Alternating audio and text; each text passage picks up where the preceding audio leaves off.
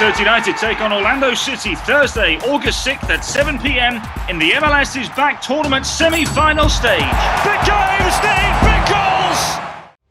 Tonight's show is brought to you by Allianz. Allina Health, official orthopedic partner of Minnesota United. Blue Cross and Blue Shield of Minnesota, better together, you and blue. And M Health Fairview, please protect yourself and others by wearing a mask when in public spaces. We all have to do our part. Wear yours, Minnesota. Hello there and welcome to our match recap show. Callum Williams, as always, alongside Kyndra D. St. Aubin. Kyndra, the Loons are flying at the moment into the semi-finals of the competition. Before we talk about that, though, let's go back and revisit what was a fabulous evening for Minnesota United, scoring so many goals at the moment. And so with that in mind, we thought we should bring on one of the newest goal scorers for Minnesota United. Jacori Hayes joins us. Jacori, how are you? I'm doing well. Thanks for having me. Jacori, thanks very much for joining us. So before we talk about what was a fabulous evening for Minnesota United, talk us through that moment when Adrian Heath told you that you were starting for the first time for Minnesota United. Where were you and how did you react? Yeah, we kind of went over the lineups the day before the game and kind of step through what our game plan is, what preparing for San Jose. And when he said my name in the lineup, it's you're not trying to show too much emotion. You're still in the training session. You're still trying to learn what the team's going to do for the next day. And I was really happy. And, all the hard work that I've been doing this season's kind of paid off. But it's still time to focus and get the job done and help the team win. So it's a quick celebratory moment, but then you're back to focusing on the job at hand. And Kyndra, it was a compelling evening for Minnesota United, perhaps their most complete performance of the tournament thus far. The goal scoring started through Robin Lod again.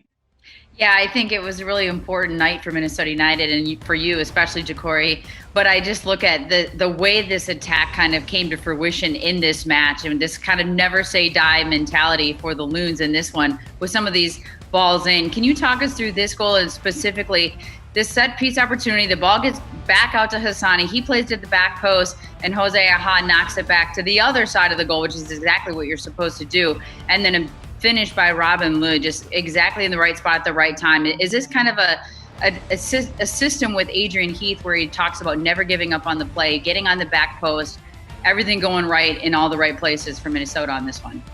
Yeah, we seem to be very dangerous at the moment from set pieces. Jan's been putting in some good balls, some good service right at the top of the six. And then, like you said, Hassani put in a good second ball effort. And it seems like Jose is a ball magnet sometimes in there. I don't know how it always finds, cross always finds his head. So when you float in there, you're just kind of taking a gamble. Like, it won't always fall to your feet, but the times it does, you can score a goal. And Robin stayed alive and was able to pounce on it. Yeah, like you said, it's a great moment. It helped us get the first goal of the game, and set the tempo and set how we were going to play for the rest of the match. Well, and you said it, setting the tempo in the first goal always so important, and then the second goal not coming long after that. And Adrian Heath talks about the importance of goals, and goals can change games, and not only can it change games, but I think it can just change confidence. So, talk us through this situation and how you found yourself in that position to finish that opportunity and kind of that wide play, the ball in, but again, opportunistic, not giving up on the play, and then your emotions right after that finish. Yeah, I think when Ozzy touched it wide to Hassani, he kind of cuts in on his left, and I was just trying to make a run through. Maybe he slips me in, or maybe they're doing the man marking system, so I just drag a body out of the middle, and maybe Hassani keeps dribbling and takes a shot, and he shot it, went through the guy's legs, and the keeper kind of spills it a little bit. In the moment, I was like, oh, it's going right to Ethan, like a perfect goal. And then the center back kind of touched it before him, and luckily he touched it right into my path. So I was able to, get my foot on there and sneak it in near post. And like you said, it was I was very happy. Don't score too many goals, but I was very, very excited, and I was like, I got to celebrate with the boys, got to celebrate to the corner.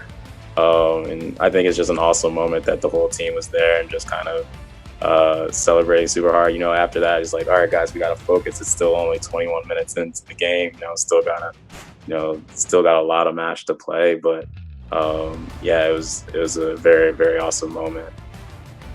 From a player who hasn't seen much time on the pitch this season, how difficult is it to find yourself in a situation where you can step right into a game and not miss a beat as far as the fluidity of the play, the attacking four? I mean, you find yourself in the perfect position to finish that chance. Is it difficult to kind of step in and find that chemistry, or do you feel it pretty quickly in this match? It is very difficult, and then it's something that I've tried to work on this season. And, it's year 4 for me, so it's definitely something difficult in my earlier seasons, and with Dallas, just kind of finding that rhythm if you're not playing in games. So it is a tough task, and I've been very excited that I was able to fill in so seamlessly, and I feel confident at the moment. Yeah, it takes a lot of work of being confident at training sessions and just working hard and hoping that when the time comes, you're ready to take it. So I'm just glad that it's worked out so far. Yeah, I love the celebration and going to the corner flag to the guys at, the group of you who seems to be warming up on the end lines, and you're really sticking together through the tough times when you're not getting the minutes that you would like and working so hard. So I think that's a true testament to the team and the depth of the squad. And then when we look at goal number 3 for Minnesota United, just continue to kind of pour it on and find a way to get the win, to get the goal scoring going. Luis Amarilla getting on the board. I mean, as a goal scorer, when you're a player like a Luis and you are not getting the goals, how important is a goal like this? Not just for the team in this moment to get back that 2-goal lead, but for him to get back on. And then we'll break down a little bit the pass out from Robin Lod and from the midfield and springing him loose. But as a goal scorer, how important is that to get on the board and get going again? Oh, it's immense. You want your number 9 flowing with confidence. You want him buzzing. You want him, making it seem like he's taking some heat checks sometimes, quoting some basketball term. But, it's when he sees the ball hit the net, his confidence is going to go sky high. So it's going to be interesting how he looks this next game, finally getting one under his belt. There's a weight off his shoulders. He'll be playing a lot more free. So I think it's something to look forward to for the next game for him. But, I mean, it's a great feeling to have your 9 just overflowing with confidence, and I think this will be the first step of any. He scored a lot before the quarantine break, and then there was a little bit of a drought 4 games. But there is a weight on your shoulders, and I mean, I know he wants to score every game, so I'm just very happy for him that he got another one under his belt, and I'm sure it'll be the first of many down here. And as we're actually taking a look at the play and the breakdown of it, the really nice combination play on the near side to find the space, and then that outlet ball by Robin Lod into space, but the run by Luis also to find himself in a position to create the opportunity to get the ball at his feet. And then he's got 2 or 3 defenders on his right shoulder, and he chooses to take it himself and bang that one home near post. When you're a midfielder, you know how important it is to kind of spring that player loose, to spring that number 9 loose, but to find the right pocket of space, the right touch on the ball, the right pace on the ball, and for the player in front of you to make that perfect run. Can you kind of talk us through what you see on this play coming out of midfield? Yeah, it's time to perfection. I mean, Robin, I think I'm sneaking in there with a 1-2 with Robin off my thigh, and then he touches it past the defender who was marking me, and his touch kind of forces the center back to step a little bit, and I think Luis sees that the center back stepping as a chance to take a chance and a gamble and running behind. And Robin read it perfectly. He was able to touch it into his path, and like you said, it's 1v1. And if he does go to his his preferred right foot, there's more help inside, and I guess the defender didn't watch film. He has a left foot as well, and he's able to sneak it in near post. So I mean, it was just well read, well timed by the guys, and it's good to just see all right, the cues of the center back stepping. Now I can make a chance in behind, and there's space there. And you got to have 2 feet, and you want your striker to be able to finish with both feet. So it was a nice, clean finish near post, and it's just an impressive goal. One last but not least, goal number 4 for Minnesota United in this impressive win over San Jose Earthquakes. But again, just another piece of work on the outside, the importance of the wingers in Minnesota United's attack. Can you talk to the importance of the pace on the outside, the combination play on the outside, the chemistry with the players that are central? We see this ball come in from the wing, and then we'll talk a little bit about Marlon Harrison getting his opportunity. Yeah, I mean, we kind of work on getting to the end line and whipping crosses across the 6-yard box, and Hassani was able to stand up his defender. I think he hits him with a fake shot and, just takes him down the line with pace. And, defender got kind of left behind there.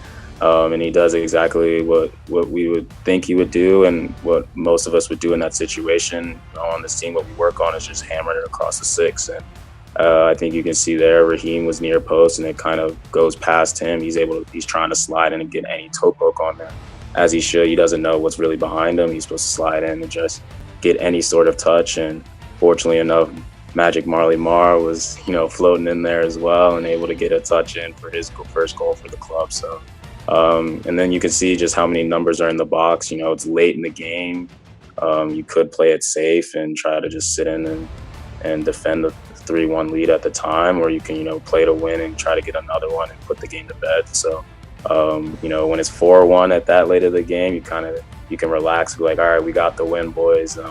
And I'm glad we took that approach versus staying on our box and, just sheltering in. So to see that many guys that far up the field that late in the game is a testament to the team and our commitment, and we want to play to win. So, just a textbook Minnesota goal, I think. I was just going to say that I think a real credit to the club that at this late stage in these conditions that you had that many players inside, not just the 18, but inside the 6 to make sure to finish off the effort that Hassani Dotson was putting forward on that right-hand side.